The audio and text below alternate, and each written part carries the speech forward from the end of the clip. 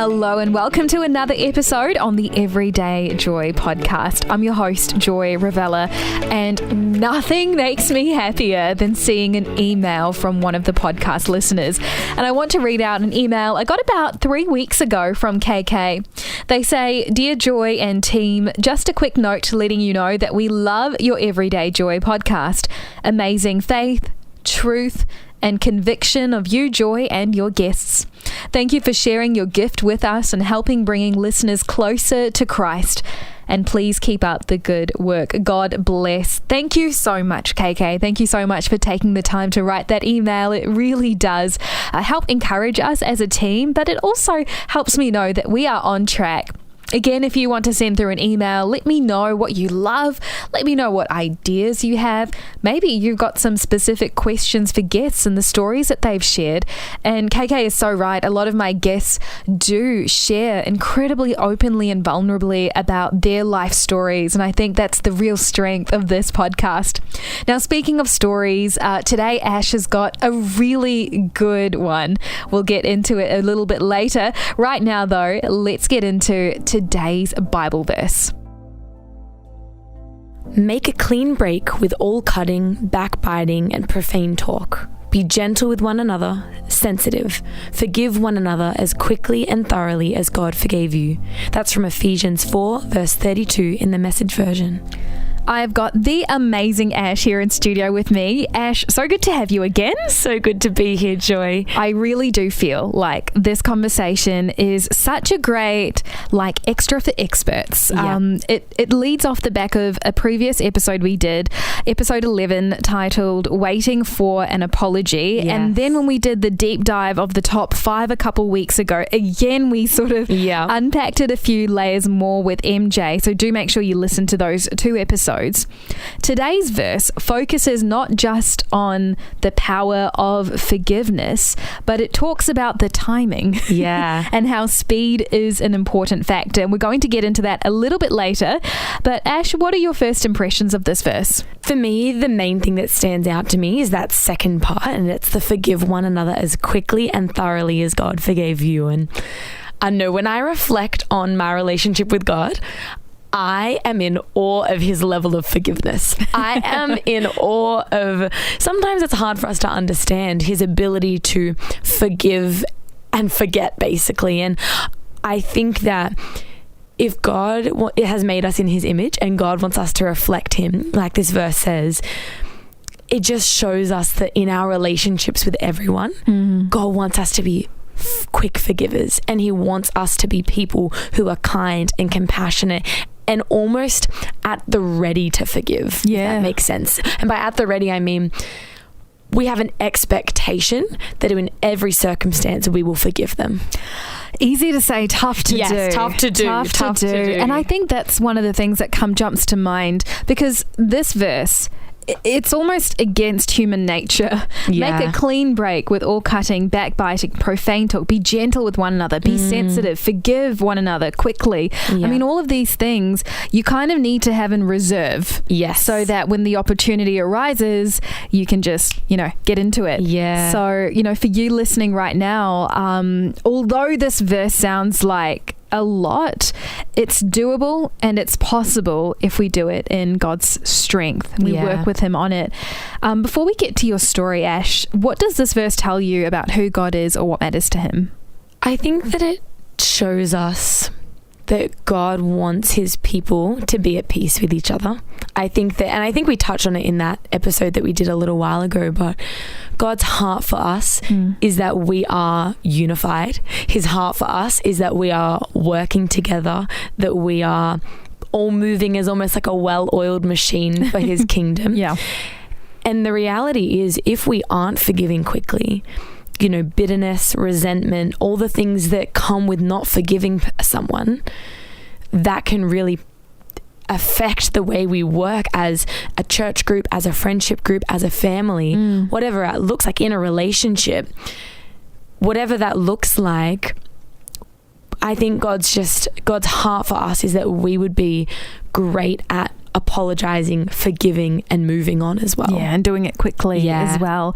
Now, we've been talking a lot about forgiveness, but today's a focus on forgiving quickly. Yes. And this was something that was said to you after a church event, I believe. Yeah.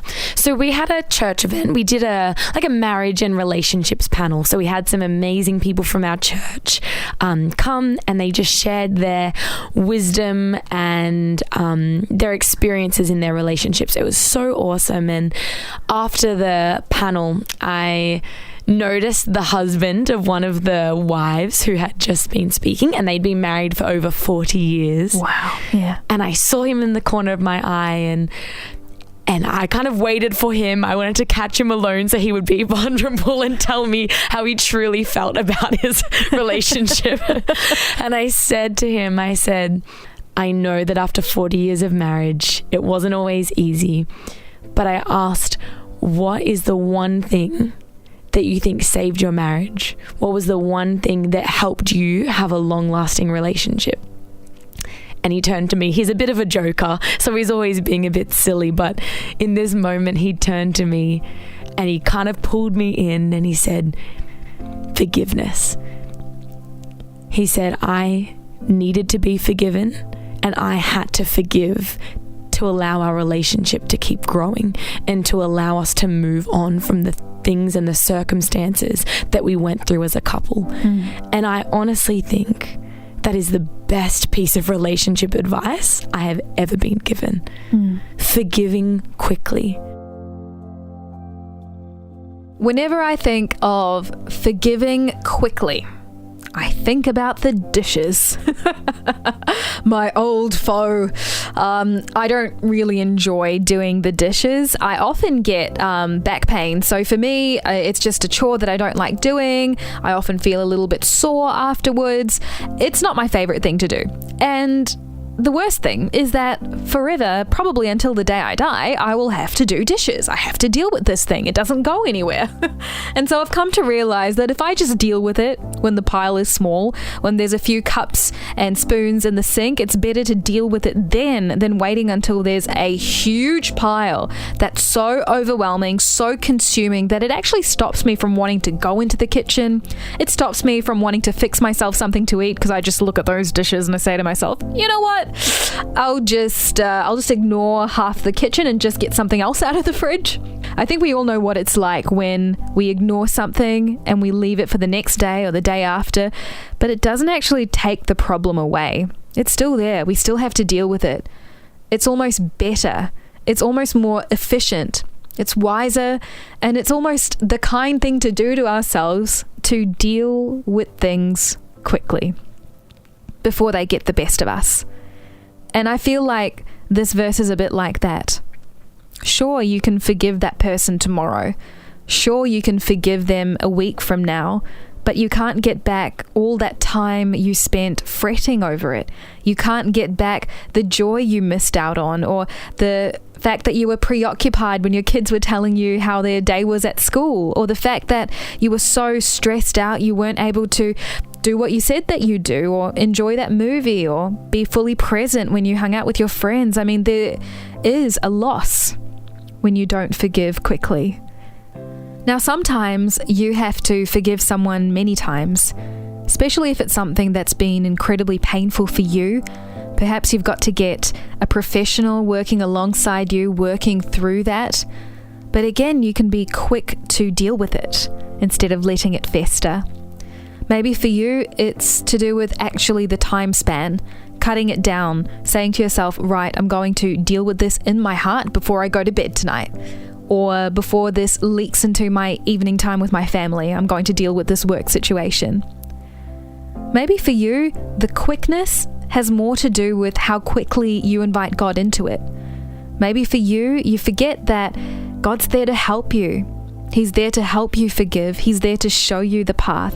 And we've done so many episodes previously that we also mentioned in today's episode around forgiveness, around the power of forgiveness, around God forgiving us. So I'd recommend you go ahead and listen to those other episodes to get the most out of today's one. But ultimately, I want to finish up with today's application thought. which is this. How long do you leave your unforgiveness out on the kitchen bench? And could you start developing a habit where you forgive quickly? For the sake of your relationship, for the sake of your health, for the sake of your happiness and your freedom, could you say to yourself, actually, I would rather forgive quickly and live a more fuller, happy life than hold on to unforgiveness and ultimately rob myself of joy?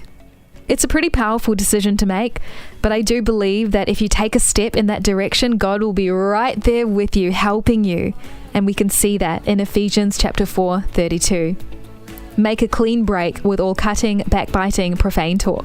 Be gentle with one another, sensitive, forgiving one another as quickly and as thoroughly as God forgave you. Well, that wraps up today's episode on the Everyday Joy podcast. I look forward to catching up again tomorrow.